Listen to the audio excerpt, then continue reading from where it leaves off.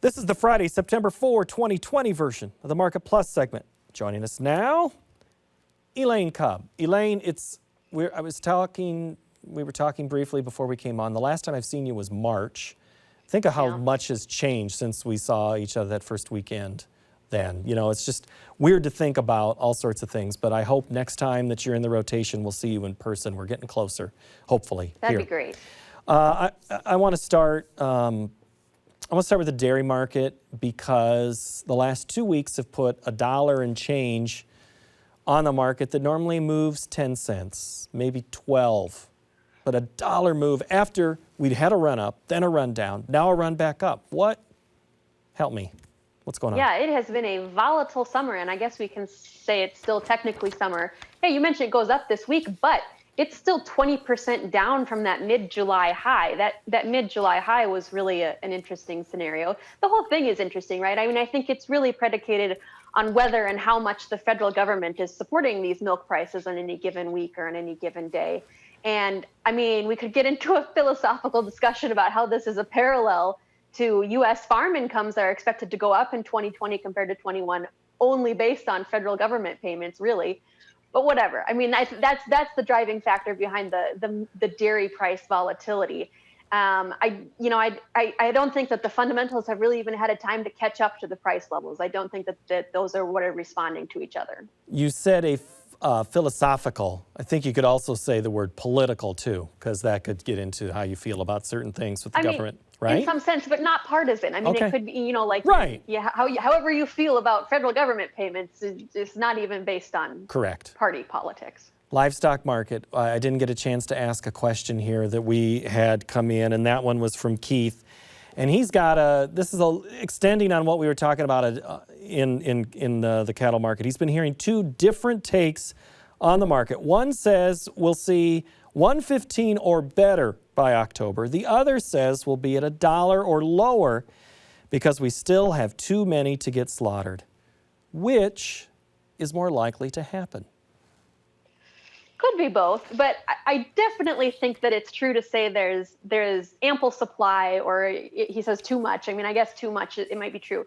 So there's good demand, right? There's good demand for beef. That production levels are good. I think that beef production is up about 7% year over year right now, which sounds great. Sounds like it should be bullish for cattle prices, but fed cattle supplies are up 9% compared year over year. So there's still just that backlog that has partly been worked through. We've always been projecting that it would take until about October to get that COVID-related backlog worked through, and we're just not there yet. Weights are also high, above 1,300 pounds when they're coming into the packing plants. So it's just fundamentally there's supply bearishness there. What about the consumer for beef? Always the consumer goes with the low price option. There's also the theory of there's some hesitation. Unemployment rate did dip below 10%. There's likely more people working again. Maybe a little discretionary income to spend on beef? Do you buy that? Yeah. Yes. Sort of. Right. I have even, back in whenever that was, we've lost track of time, right? But March, April, sometime in this COVID era, I did study whether or not that's still true. That used to be the case, that conventional wisdom traders would say stock market goes up, beef prices go up. But today, the stock market itself is so widely divorced from, the average American's actual economic scenario. Like, they're not choosing to go out and buy a hamburger or choosing to go out to a restaurant meal based on what their stock portfolio is, because the majority of Americans don't have a stock portfolio. So stock prices aren't really the leading indicator here, but you're talking about employment overall or the economic scenario overall improving. And that should, yes, improve beef's prospects, but I don't think it's as tightly related as it used to be. Okay. Let's move to soybeans and play another game of guessing which is more accurate. Another question from Aaron. He was on a roll this week. Aaron in Ocheeden via Twitter. What's more likely, Elaine, $8 to $9 beans or $10 to $11 beans come this winter in 2021? He says, I think South American crop and the weather there could really be a big factor.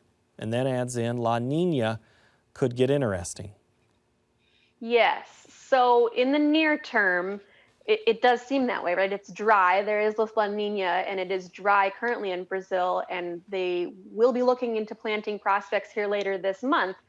But things could certainly change. I mean, if they get, it might be late, the planting might be delayed, but as long as they get the rain, they will plant, and they will plant a lot. I mean, the soybean prices right now in Brazil are very motivating to planting record high yield or acres in Brazil. So I think there is certainly the potential as we move towards February, March, there will be bearishness in the global soybean market, but we have some months to get through when the United States is, the only one in town selling soybeans, and the dollar keeps kind of churning lower. We do have some months to get through when I think we will continue heading toward that $10 level, but I don't think it will be, a long-lasting opportunity. We may touch 10, and it sounds like maybe you're not real heavy on touching 11. No. Yeah. Okay. It's going to take a whole lot of things to get to that. Although I was so confident the last time I was on that, 950, that'd be crazy. But I said something strange would have to happen, and something strange did happen. We had a very dry August. That was a legitimate difference that we did not know about in March, and so the market has responded. We'll talk about the 950 guy here in a moment. I want to move further into soybean, but helping someone who may have needs a little help here. LJ Fever in southeast Minnesota wants to know, for people who forward contracted too early in this soybean rally, how do you recommend trying to participate moving forward this fall? Oh, I don't recognize the concept of contracting too early in the rally, right? I mean, how are you ever going to measure that? Like if you sell anywhere except at the absolute pinnacle, you think you failed. I don't think that's a very productive way to approach marketing, right? We should approach marketing as successful if we lock in a profitable price. And I think it's incredibly unlikely that anyone up to now has sold 100% of their soybean production or anywhere near 100% of their soybean production. So they likely still have more that they will be able to sell and participate in this rally, whether they want to do it now or whether they want to take some risk and ride it out and see if it does go higher. So I guess if somebody has sold 100%, that might be something you might not want to do in future years. But if you have, then you can, of course, always, rebuy it on the board. It's adding risk. It's the opposite of risk management. It's adding risk, but it can be done if that is the rare scenario that you find yourself in. Right. That's adding an opportunity to get back into the market. Okay. All right. Thank you, Elaine, for that. Last question comes from Phil in Ontario, Canada. And before we put the graphic up, Josh, well, you're going to put it up anyway. I'm going to talk a little longer about this. Phil asked a question the last time you were on in July, I believe it was, or June, asking about 950 as beans, when we're going to hit it. So now he's asking about the weaker dollar and sticking your neck out. So the weaker U.S. dollar has aided U.S. agricultural commodity prices of late and inversely boosted the Canadian dollar and other currencies. What's your call on the U.S. greenback's value going from now until January 1, 2021? Yeah. The short term, I don't have as confident of a prediction, but long term, I'll tell you that I feel confident that the Federal Reserve feels like lower for longer is the direction of interest rates, and the dollar is likely to continue with that quantitative easing to continue lower for longer. They have even introduced this concept of the averaging their inflation target, which to me suggests that we could potentially have very volatile inflation changes, but it's unlikely. I mean, the more practical thing or the more pragmatic thing to expect in the near term is that the Federal Reserve could just keep pumping in quantitative easing and really low, cheap interest rates for a long time, for periods of years, under the justification of an average inflation target. So the expectation is for the dollar to be continued to go lower.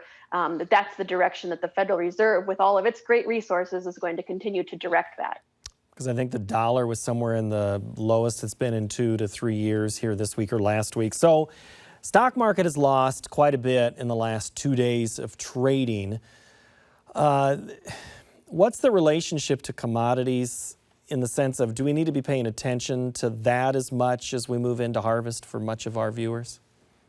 I don't know, not really. Honestly, to me, that stock market drop in the past 2 days feels like a blip. It feels like one of these algorithmic things, especially because it came in right before the Labor Day weekend. I don't know, but I think it's entirely possible that you had some group of someone's selling for whatever reason, just to lock in some profits, get some cash, whatever the case may be. And that just triggered an emphasis of more of this because of the algorithms that got in on that. And especially it was driven by the tech stocks that have been kind of overpriced. You might even call it a tech bubble. I don't know, to me, it feels like something that we're not even going to remember 2 weeks from now. Again, the Federal Reserve has been so strong in supporting asset prices, equity asset prices. It seems like I wouldn't worry too much about the stock market. And I certainly don't think that it has significant knock-on effects to the commodities in any way. Before we go, does Pigeon have anything else to add? I hope not. I apologize again. She barks all the time. It's fine. But my voice is known to cause. She just has opinions. Yeah, well, bark twice if you think to sell, right? Is that how that goes? Yay, that's the code. That'd be a good bit. All right, Elaine Kub, thank you so much. Thank you. Next week on the TV show, we'll look at how ranchers are living side by side with a returning predator, and Dan Huber will be in at report time to analyze the markets. I'm Paul Yeager. Thank you so very much for watching, listening, or reading. Have a great week.